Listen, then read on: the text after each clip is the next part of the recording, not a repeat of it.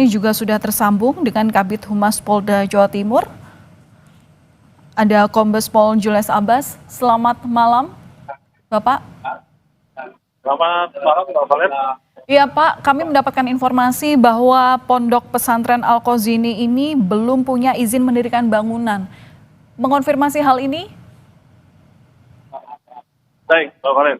Jadi dapat saya sampaikan, sejauh ini dapat saya laporkan, dapat informasikan dulu kepada pemirsa sekalian, bahwa proses evakuasi yang dilakukan oleh tim gabungan, dalam hal ini dari BPBD, dari Basarnas, kemudian ada dari relawan, dan khususnya dari kami dari pihak kepolisian maupun dari rekan-rekan TNI, bahu-membahu dengan seluruh stakeholder yang terkait. Ada juga di sini hadir warga masyarakat sekitar yang tinggal di lingkungan Pondok Pesantren Al-Qazini Sidoarjo.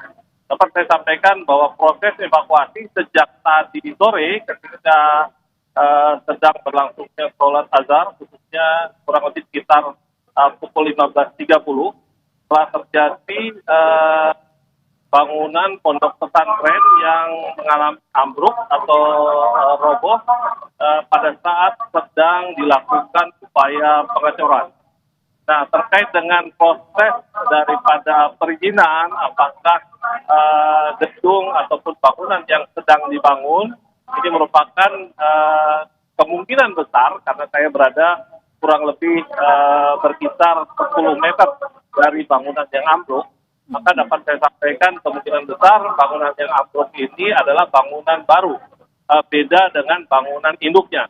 Nah, terkait dengan proses perizinan, tentu ini akan menjadi pendalaman dari pihak kami dalam upaya melakukan investigasi terkait dengan penyebab dari rubuhnya atau ambruknya bangunan Pondok Pesantren Al-Qazini Sidoarjo, Pak.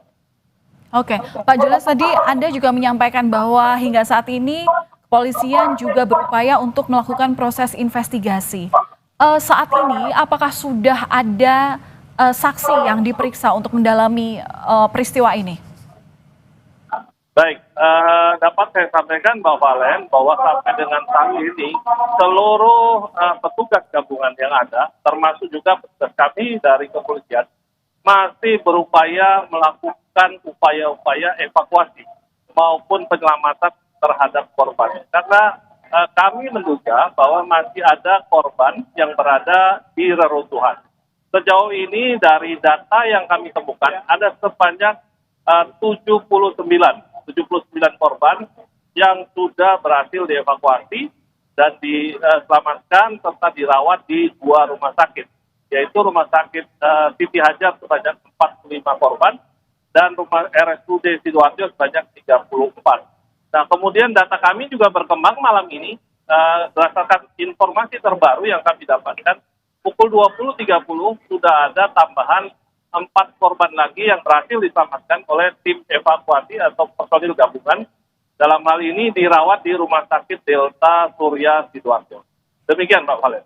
Oke, Pak, jadi kami konfirmasi terkait dengan peristiwa ini, total ada berapa korban yang luka, dilarikan kemana, dan adakah yang meninggal dunia, Pak? Kepastian data kami konfirmasi ke Bapak. Bagaimana, Mbak Valen?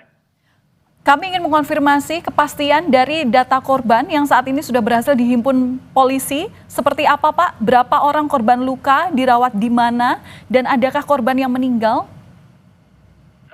Kecil sekali ya, hampir tidak kedengaran. Bapak bisa mendengarkan suara saya dengan jelas? Oke, baik. Kedengaran, Mbak?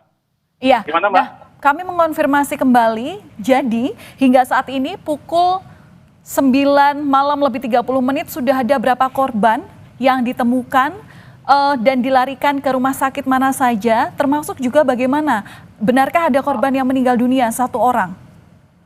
Baik, jadi dapat saya jelaskan kembali, Mbak.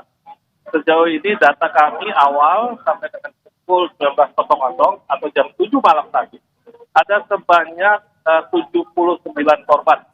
Ya, di mana 79 korban ini dirawat di RSUD Sidoarjo sebanyak 34 korban dan 45 korban korban dirawat di Rumah Sakit Siti Hajar.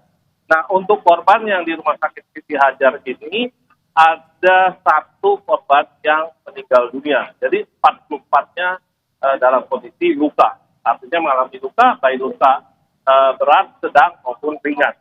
Kemudian data terbaru yang kami peroleh ada kurang lebih 4 korban lagi yang berhasil dievakuasi diselamatkan oleh personil gabungan, petugas gabungan yang ada, yang saat ini berada di Rumah Sakit Delta Surya Sidoarjo. Jadi secara keseluruhan ada kurang lebih 83 korban. Oke. Terbaru ada 83 korban yang telah berhasil dievakuasi, di mana pada pukul 8:30 malam tadi ada penambahan 4 korban. Dari 83 ini termasuk yang telah dievakuasi ke Rumah Sakit Delta Surya.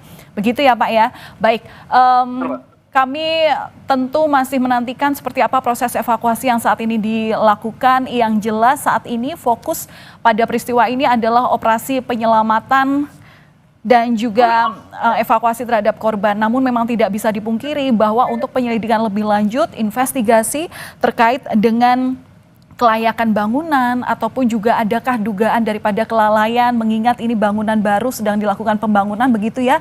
Tentu ini juga kami menantikan bagaimana penyelidikan dari polisi. Terima kasih Pak Kabid Humas Polda Jawa Timur, Kombes Pol Jules Abraham Abbas yang sudah berbagi informasi di Breaking News Kompas TV malam hari ini. Kita kembali